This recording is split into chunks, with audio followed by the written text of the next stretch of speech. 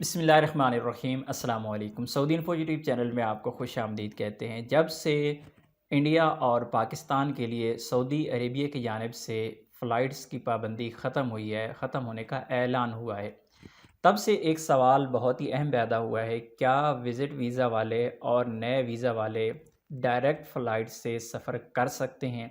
کیا وہ اپنا پیکج بک کر سکتے ہیں؟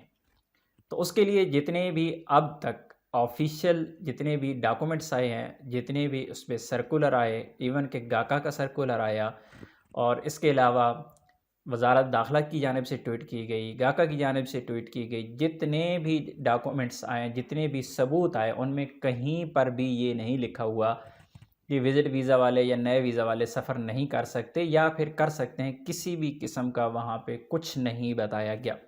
لیکن میں نے اپنے طور پہ ساری تحقیق کی، ہو سکتا ہے میری تحقیق غلط ہو، لیکن انشاءاللہ آپ کو میں سکرین پہ وہ دکھاؤں گا، اور امید ہے کہ آپ لوگوں کو اس بات کی سمجھ آ جائے گی۔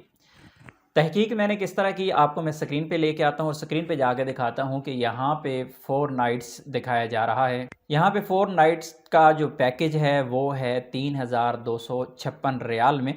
کل کی ڈیٹ میں ہم نے دیکھا تھا تو اس میں ہمیں تقریباً 4000 ریال اور اس سے اوپر نظر آ رہے تھے، اور ابھی دیکھا ہے تو 3200، اور یہ کم زیادہ ہوتے رہیں گے۔ آپ نے اگر پیکج خریدنا ہے تو مختلف اوقات میں ٹائم چیک کرتے رہیں، کسی وقت آپ کو یہاں پہ لو پیکج بھی مل سکتا ہے۔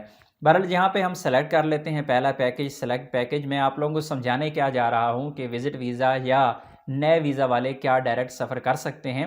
تو اس کے لیے اس پیج پہ ہم چلے گئے ہیں، اور یہاں پہ آ کے دیکھتے ہیں کیا وزٹ ویزا والوں کی بکنگ ہو سکتی ہے یا نہیں ہو سکتی۔ اسے میں نے سلیکٹ کیا، اس کے بعد یہاں پہ جا کے میں نے کنٹینیو کے بٹن پہ کلک کر دیا، اور پھر ہم نیکسٹ پیج پہ یہاں پہ آ گئے ہیں۔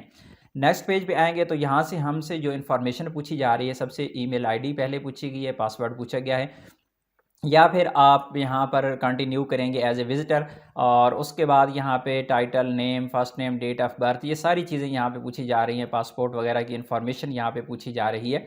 لیکن یہاں پہ جب ہم آتے ہیں تو اس میں کیا کہا گیا ہے، اس میں ہم سے 3 چیزیں پوچھی جا رہی ہیں: پاسپورٹ ہے، نیشنل آئی ڈی ہے، یا اقامہ نمبر ہے۔ تو پاسپورٹ، نیشنل آئی ڈی اور اقامہ نمبر۔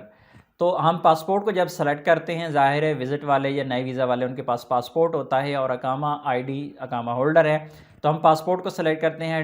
ہم یہاں پہ ٹائٹل جو ہے اس کو سلیکٹ کرتے ہیں، مسز ہیں یا مسٹر ہیں، نام، last name, date of birth, یہاں پہ نیشنلٹی ہم پاکستان سلیکٹ کرتے ہیں، جو بھی آپ کی نیشنلٹی ہے، پاکستان یا انڈیا، پھر آپ نیشنلٹی سلیکٹ کریں گے۔